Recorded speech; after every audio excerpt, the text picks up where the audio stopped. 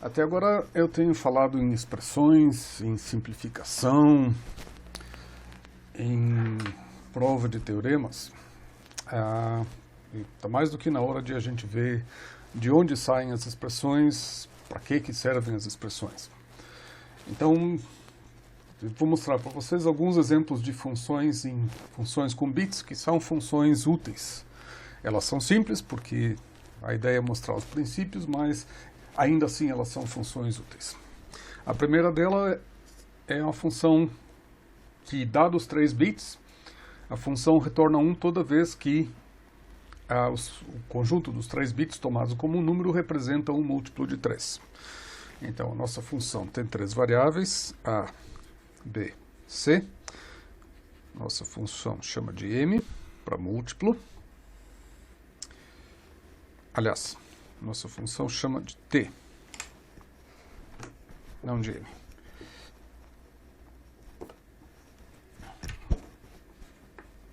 Que M eu preciso usar para outra coisa.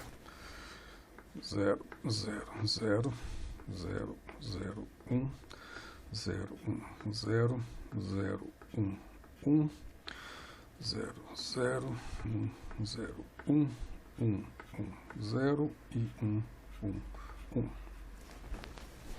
Ok. 0 a gente não considera que é múltiplo de 3, 1 não é múltiplo de 3, 2 não é múltiplo de 3, 3 é múltiplo de 3, 4 não é múltiplo de 3, 5 não é múltiplo de 3, 6 sim é múltiplo de 3 e 7 não é múltiplo de 3. Então, a nossa função tem dois termos em que ela fica 1, que são esses casos aqui. Então, a nossa função t é igual a barra i, b e c, ou a e b e c barra. Se eu usar a representação de min em termos, então eu tenho os números dos min termos aqui. Aí eu posso dizer também que t é igual a m3 mais m6. Notem que se eu usar a representação de min termos, descobrir a tabela do 3 é trivial, porque eu preciso pegar o min termo que representa 3 e o min termo que representa 6. Se eu quiser representar com max termos, aí eu preciso pegar os termos que são 0, que seria o M0 vezes o M1 vezes o M2 vezes o M4 vezes o M5 vezes o M7. A representação com max termos ela é bem maior do que a representação com min termos.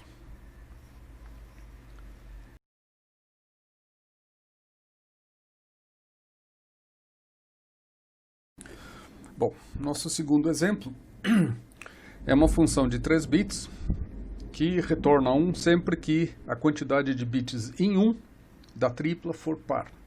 E essa função é chamada de paridade par. É uma função bastante útil, a gente vai voltar a falar dela bastante ao longo do curso, especialmente nas disciplinas de redes. Bom, então vamos lá. Nossa função de A, B, C é a função par. 0, 0, 0, 0, 0, 1, 0, 1, 0, 0, 1, 1, 1, 0, 0, 0, 1, 1, 1, 0, 1, 1, 1. Ok? A gente considera que 0 é um número par, ímpar, ímpar, perdão, 0, aqui é par, 1, ímpar, par, par e ímpar. Então a gente pode escrever a nossa função como sendo P é igual a barra I, B barra I, C barra, ou A barra I, B e C, ou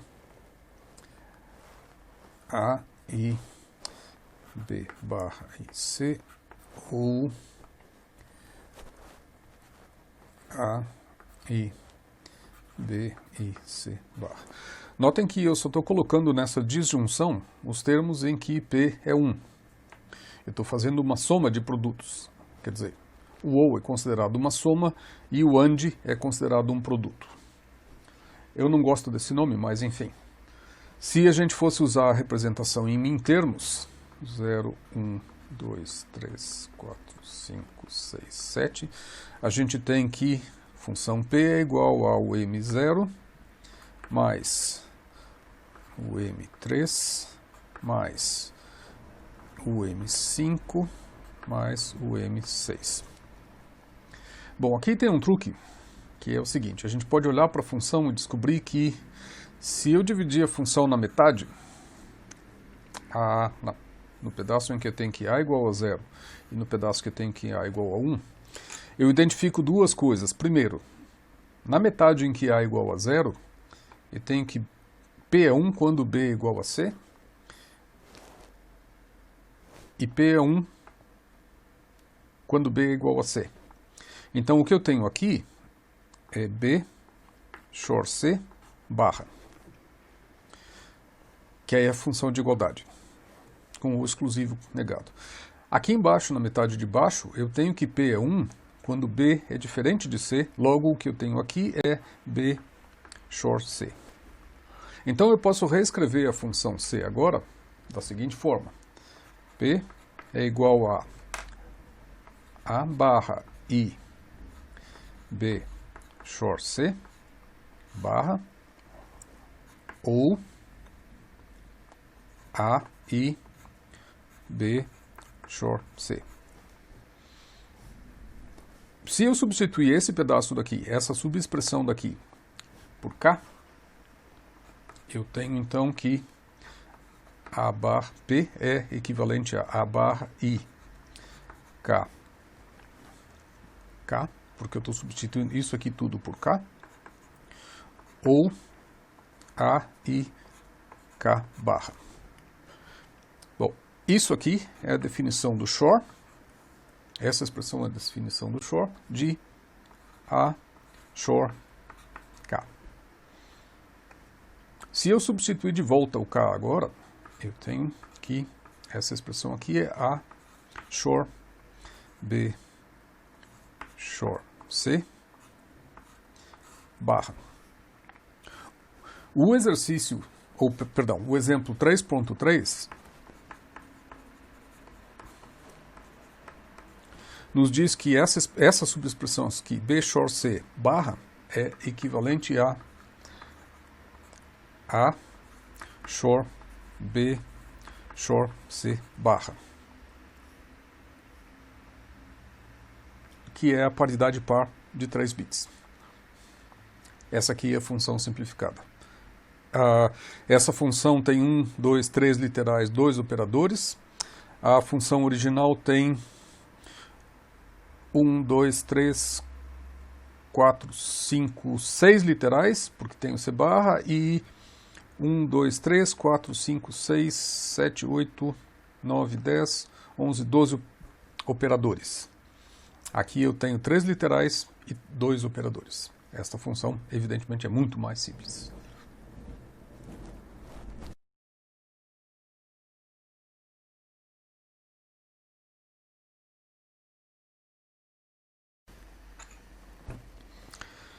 Vejamos um outro exemplo de função de 3 bits. E essa é a versão, é a imagem espelhada da paridade par, que é a paridade ímpar. Eu estou interessado agora em saber da tripla de bits quando que o número de 1 na tripla é ímpar. 0 é par, 1 é ímpar, 1 é ímpar, 2 é par. 1 é ímpar, 2 é par, 2 é par e 1 é ímpar. Então, a função I é A barra B barra C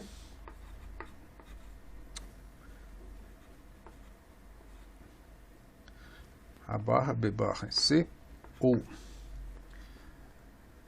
A barra B barra C, ou A barra I B I C barra, ou A I B barra I C barra, ou A I B I C. Ok, usando o mesmo truque do exemplo anterior, se eu dividir a tabela em 2, quando A igual a 1 e quando A igual a 0, eu olho o comportamento só de B e C. Então, nessa metade da tabela, o que eu tenho é o XOR de B com C, porque a função é 1 quando B é diferente de C. Então, nessa metade daqui, eu tenho B XOR C. Aqui embaixo eu tenho a igualdade de B e C, porque a função é 1 quando os dois são iguais. Então, aqui embaixo eu tenho B XOR C barra. Usando esse fato, agora eu posso reescrever a função I como sendo A barra I B XOR C, ou A I B XOR C barra. Se eu fizer uma troca de variável e chamar isso aqui de J, então eu tenho que essa função é A barra I J, ou A I J barra, por causa desse complemento daqui. Essa é a definição do XOR de A com J. Se eu voltar a substituição de J outra vez, eu tenho que isso aqui é A XOR B XOR C. O exercício 3.7 prova que o XOR é associativo. Então, o que eu tenho é que essa função aqui é equivalente a A XOR B XOR C. Essa expressão aqui tem 3 literais e um operador, que é um XOR de 3 entradas. Essa expressão daqui tem 6 literais, um operador, que é um OR de 4 entradas, e 1, 2, 3, 4 operadores, que são ANDs de 3 entradas. Bom, é evidente que essa expressão aqui é muito mais simples do que a expressão grande.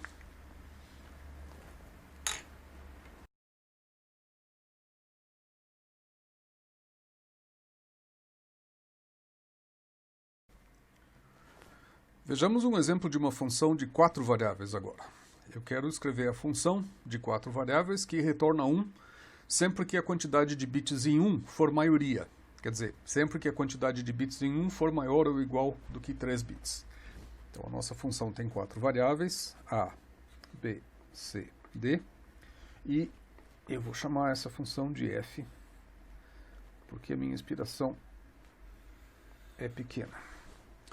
Então, 0, 0, 0, 0, 0, 0, 0, 1, 0, 0, 1, 0, 0, 0, 1, 1, 1, 0, 0, 0, 1, 0, 1, 0, 1, 1, 0, 0, 1, 1, 1, 1, 0, 0, 0, 1, 0, 0, 1, 1, 0, 1, 0, 1, 0, 1, 1, 1, 1, 0, 0, 1, 1, 0, 1, 1, 1, 0, 1, 1, 1, 1. Ok. Quando que eu tenho maioria de bits? Bits em 1. Aqui eu não tenho, aqui eu não tenho, aqui eu não tenho, aqui eu também não tenho, aqui eu também não tenho. 2 bits, 2 bits, finalmente 3 bits. 1 bit, 2 bits, 2 bits, 3 bits, 2 bits, 3 bits, 3 bits e 4 bits. Então a função f é A barra I B, C e D, B, I, C, I, D, ou A, B barra C e D, A, I, B barra I, C, I, D, ou A, B, C barra D, A, I, B, I, C barra I, D, ou A, I, B, I, C, I, D barra, ou A, I, B, I, C, I, D. Aqui a gente pode usar um outro truque, que é usar o teorema da simplificação. Vejam o seguinte, nesses dois casos aqui, nesses dois mintermos aqui, eu tenho que, nessas duas linhas da tabela, esses bits aqui são iguais, mas aqui ele muda de 0 para 1. A função é 1 nos dois casos. O teorema da simplificação diz que eu posso simplificar essa variável daqui. Então, por causa do teorema da simplificação, eu posso agrupar esses dois termos aqui, eliminando o D.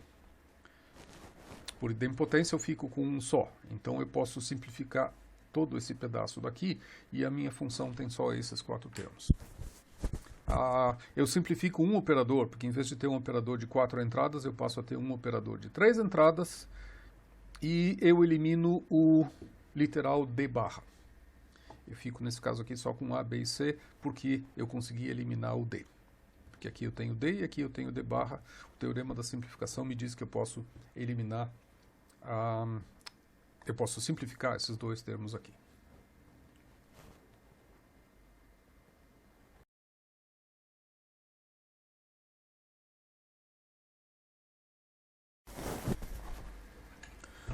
Bom, nosso último exemplo é uma função de 4 bits, que retorna 1 sempre que o número representado pelos 4 bits for primo. 0 não é primo, 1 não é primo, 2 é primo, 3 é primo, 4 não é primo e a gente pode matar todos os números pares já direto, todos os números que tem o bit D em 0. Então, 4 é par, 6 é par, 8 é par, 10 é par, 12 é par e 14 é par. Depois, 5 é primo, 7 é primo, 9 é múltiplo de 3, não é primo, 11 é primo, 13 é primo, 15 é múltiplo de 5, não é primo. Então, a função P é A barra, B barra, C, D barra, A barra, B barra, I, C, I, D barra, ou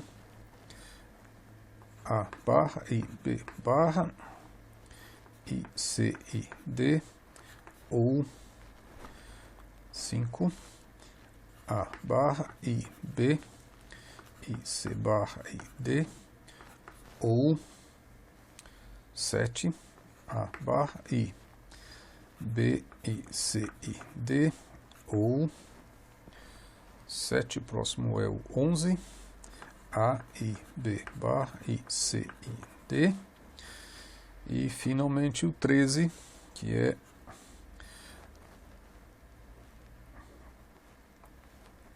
A, I, B, I, C, barra, I, D. Bom, existe alguma simplificação possível aqui? Sim, existe uma, que é nesses dois casos aqui em que a função P tem o mesmo valor, e essas duas linhas da tabela,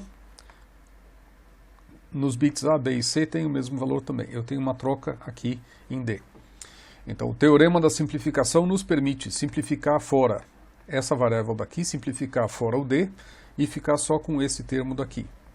Então, esses dois termos aqui eu posso simplificar o D e ficar só com A barra, B e C. Então, eu simplifico a função da única forma que é possível. Como um exercício para vocês, eu quero que vocês derivem a função P barra, que é a função com os zeros, e me digam se implementar a função P barra eu consigo mais simplificações e, portanto, eu consigo uma função mais simples do que P. A diferença entre a função P e a função P barra é que eu tenho uma inversão no final. Quer dizer, eu tenho P barra, eu complemento P barra e aí eu tenho P de volta.